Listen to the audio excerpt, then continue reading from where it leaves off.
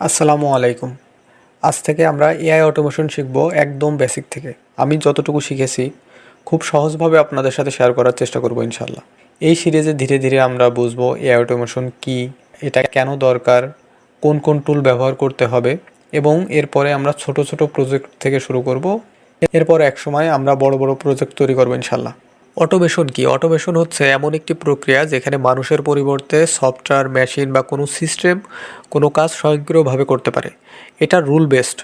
উদাহরণস্বরূপ আমরা বলতে পারি, যখন কেউ একটা ওয়েবসাইটে সাইন আপ করে তখন তাকে একটা মেল করা হয়। এই মেলটা সবাইকেই একই টেক্সট মেল করা হয়, শুধুমাত্র নামের পরিবর্তন থাকে। এটা হলো নর্মাল অটোমেশন। আর এআই অটোমেশন হলো এমন একটি অটোমেশন সিস্টেম যেখানে শুধুমাত্র নিয়মভিত্তিক অটোমেশনের বদলে আর্টিফিশিয়াল ইন্টেলিজেন্স ব্যবহার করে নিজে নিজে চিন্তা করে সিদ্ধান্ত নিতে পারে। অর্থাৎ আমাদের অটোমেশন নিজে নিজে চিন্তা করে ডিসিশন নিতে পারে। এআই অটোমেশন শেখার আগে কি কি জানা লাগবে?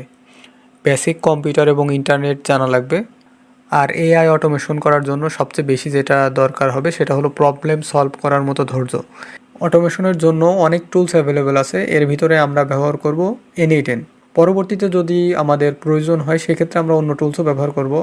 আমি মনে করি যদি কেউ N8N প্রপারলি শিখতে পারে তাহলে তার অন্য কোনো অটোমেশন টুলস ব্যবহার করার প্রয়োজন হবে না। এরপরেও যদি আমাদের দরকার হয় সেক্ষেত্রে আমরা অন্যগুলো শিখব। আর মার্কেটে যদি এর থেকে বেটার কোনো টুলস আসে সেক্ষেত্রে আমরা সেগুলো শিখবো ইনশাল্লাহ।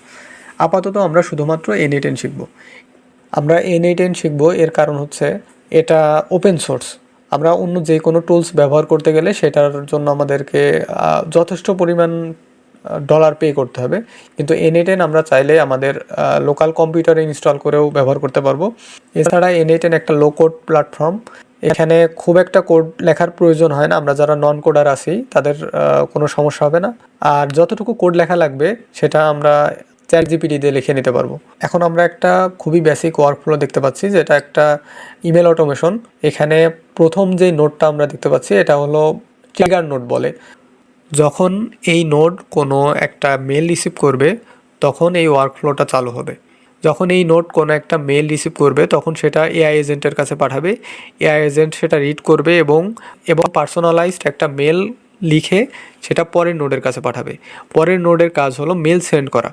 যেই ইউজার মেল করছিল সেই ইউজারকে এই নোড মেল সেন্ড করবে। এটা খুবই বেসিক একটা অটোমেশন। এই অটোমেশনটা আমরা তৈরি করব এবং আস্তে আস্তে বড় বড় প্রজেক্ট তৈরি করা শিখবো ইনশাল্লাহ।